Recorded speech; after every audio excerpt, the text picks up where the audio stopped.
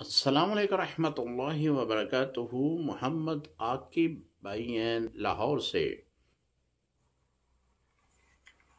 अस्सलाम वालेकुम व रहमतुल्लाहि व बरकातुहू। मुफ्ती साहब क्या हाल चाल है, खैरियत है? अच्छा मुफ्ती साहब, मेरा आपसे सवाल ये है कि 7 साल जब 7 साल उम्र हो जाती है तो बच्चा बच्ची हो तो उस पर नमाज फ़र्ज हो जाती है। तो एक बंदे ने 20, 25, 30 साल की उम्र तक नमाजें सारी कज़ा करता है, फिर अल्लाह पाक ने उसको हिदायत दी और 30 साल के बाद वो नमाजें उसने शुरू कर दी और उसका दिल चाह रहा है कि मैं पिछले जो मैंने 10, 15, 20 साल नमाजें कज़ा की हैं ना, तो मैं उनकी अदायगी करूं। तो वो कैसे करेगा?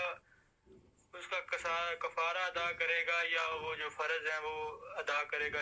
अगर वो फ़र्ज अदा करेगा तो उसकी नीयत कैसे होगी? बराए मेहरबानी इस बारे में मुझे इरशाद फरमा दें। अल्लाह। अस्सलाम वालेकुम रहमतुल्लाहि व बरकातुहू। क़ज़ा नमाज़ों के बारे में पूछा गया कि किस तरह अदा करें।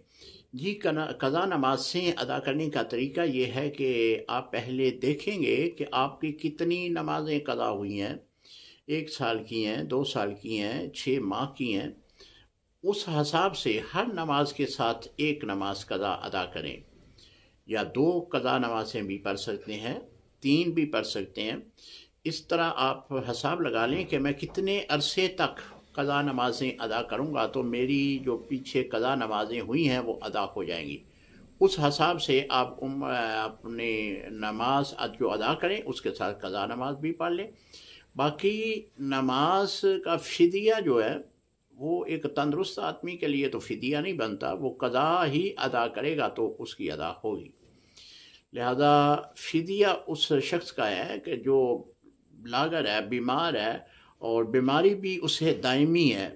अब वो सेहत याब होने के असरात उस पर ज़ाहिर नहीं हो रहे, तो इस बिना पे वो अपनी इन नमाज़ों का फ़िदिया अदा कर सकता है। वो भी एक जो फ़तराने की रकम होती है वो एक नमाज का फ़िदिया।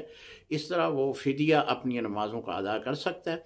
लिहाजा अगर तंदुरुस्त है, सेहतमंद है तो अपनी क़ज़ा नमाज़ों को अदा करेगा ही तो क़ज़ा अदा होगी। अस्सलामु अलैकुम रहमतुल्लाहि व बरकातुहू।